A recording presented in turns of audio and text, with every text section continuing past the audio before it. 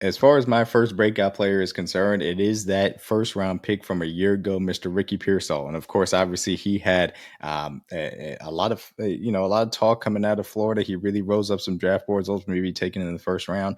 Unfortunately, he got off to I shouldn't say he got off to, but his career in San Francisco got off to a tragic start in many ways.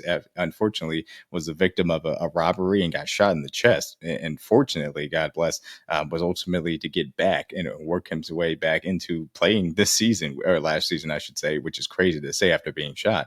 And ultimately returned and I thought showed some good things on tape. The ability to separate in the intermediate areas of the field, being a good athlete at the wide receiver position. Wouldn't say exceptional, but a good athlete, consistent hands as well, and also a nice chemistry with Brock Purdy and some timing on these routes that he really trusted him to get out of breaks and say, "Hey, I can get the ball to him as well." And so I think that he is going to be a real key, especially early on in the season, for this offense to show well because he's going to be relied upon while Brandon Ayuk comes back from the injury. And then if you're talking about with Brandon Ayuk, if he can hit the ground running when he does come back, and then obviously Jawan Jennings being in this offense, and what that can look like too, then you're talking about, okay, well, this offense really can get back to really being a top five unit in the National Football League for what the weapons look like. So I think Ricky Pearsall has a shot at 1,000 yard season. Maybe that'll be a little bit too much. But again, I think that he is in line for a really good season for the San Francisco 49ers. And I like what he brings to the table. So